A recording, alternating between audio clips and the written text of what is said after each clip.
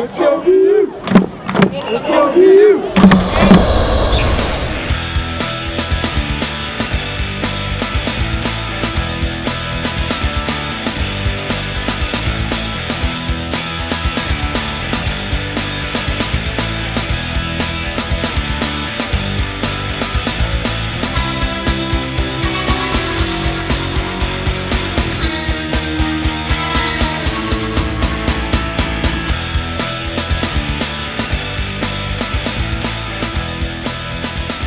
Bulldog fans, welcome to this week's edition of the Bulldog Blitz. I'm your host, Corey Stark. It was a successful homecoming weekend for the Butler football and volleyball teams. We'll get you caught up on all their weekend wins. Plus, we'll sit down with Butler Athletic Director Barry Collier to get a perspective from up top for this year's Bulldog teams. Well, it was cold, damp, and gray on Saturday when the Bulldogs took the field against Morehead State. And after the second quarter, the Bulldogs trailed 21-3 with their play reflecting the conditions. But the 5-1 Bulldogs pulled it together after halftime. They outscored the Eagles 28-0 in the second half to claim their 6th win of the season. Quarterback Matt Cobley passed for 259 yards and 2 touchdowns. On the defensive side of the ball, Butler held Morehead State to just 90 total yards in the second half. The Bulldogs are now 4-0 in Pioneer League play, and Saturday's victory guaranteed the team a winning season for the first time since 1997.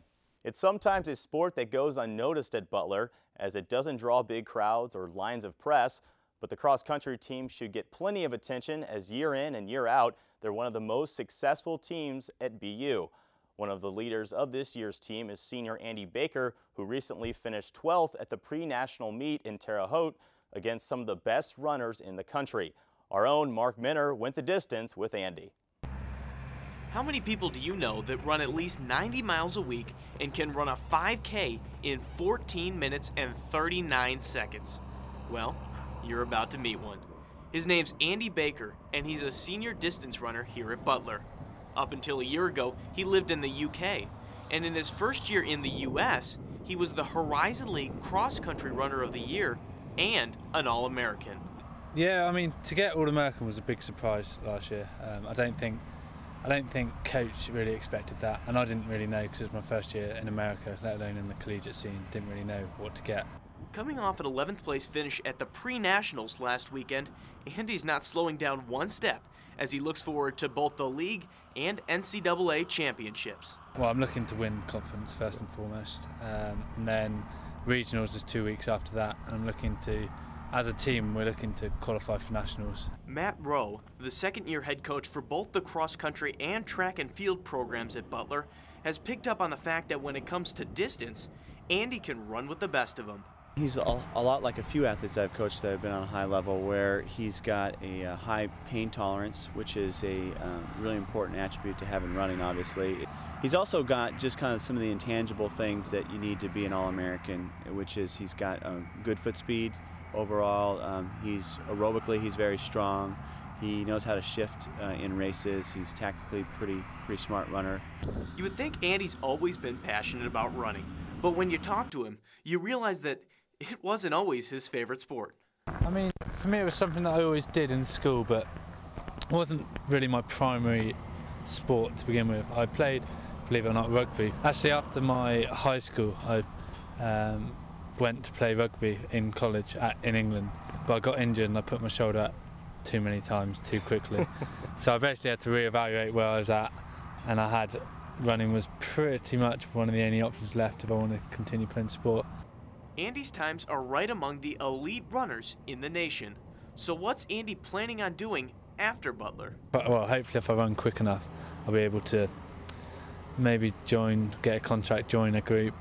There's very few athletes even at the NCAA Division I level that can go and have a pro career. Very small percentage of guys can do that. I've only coached a handful of people who've been able to make that jump or had even the ability to do that, and he's one of those people. Mark Minner, Bulldog Blitz. It was a big homecoming weekend for the volleyball team as they knocked off 2 Horizon League opponents. On Friday night, the Bulldog fans got their money's worth, a Butler comeback win 3-2 against University of Wisconsin Green Bay. On Saturday, the league-leading Milwaukee Panthers came to Hinkle Fieldhouse for an important match. The Bulldogs answered the call, winning 3-1. Currently, the team sits in second place in the league with a 7-4 record in conference play and a 17-6 record overall. Milwaukee still is one game ahead of the Dogs. Not only was it a big weekend for the volleyball team, but also individually, senior setter Dana Daprilli received league honors. Daprilli was named Horizon League Offensive Player of the Week with her 2 outstanding performances against Green Bay and Milwaukee. In the 2 matches, she totaled 101 assists and added 18 kills. She also joined the 3,000th assist club on Saturday, becoming the 5th player in Butler history to accomplish the feat. In Friday's match, she became the first Bulldog this season to register a triple-double with 52 assists, 12 kills, and 19 digs. It has been a rough end to the season for the women's soccer team as they have lost 5 of their last 7 games, including 2 in a row to enter Horizon League tournament play. Blitz's Doug Fredbeck shows us how the team plans to turn it around and win their Horizon League tournament title. The Butler women's soccer team lost their last 2 regular season games, but they still finished 4th in the Horizon League. That means the Lady Dogs will take on Detroit this Sunday in the first round of the Horizon League tournament. With a couple of key victories earlier this season, Coach Terry St. John believes the Dogs have positioned themselves for a successful run in the tourney. Given how young our team is, we knew we were going to go through some ups and downs, and I think that's what we saw in the last month. Definitely a high for us was beating Loyola in double overtime, which at that time was #1 in the league. That put us in position to vie for the #1 spot in the conference. And unfortunately, with some injuries, we ended up in 4th in the league. So we're still hosting our first round game this Sunday, so we're looking forward to that. The Lady Bulldogs have put their regular season record of 10-10 behind them and are focused on the future. The fortunate side of having 2 double overtime losses earlier in the season just taught us that we have to rebound quickly. We can't dwell too much on a loss. If we didn't play well or if we were missing key players, it just doesn't matter. You have to move ahead and maintain what's within your control and focus on that. Both Butler and Detroit finished with a record of 4-4 in conference play. However, the Dogs beat the Titans earlier this season at Detroit, a score of 3-2. Detroit has a very good coach in Mike Lupinik, and he always finds a way to get his team up. And now that he's seen our team play once, I think we need to be prepared for a very tough competition. And they always come out strong and battling and everything like that, which I think our team kind of enjoys. So the fact that we won the first game should give us some confidence, but in no way are we looking past this team. As you can see, the Lady Bulldogs are prepared to play to the final whistle this Sunday. Don't miss the action. Reporting for the Bulldog Blitz, I'm Doug Fredbeck. Coming up, we'll talk to Athletic Director Barry Collier and show you more highlights from homecoming week. You don't want to miss it. Stay right here on the Bulldog Blitz.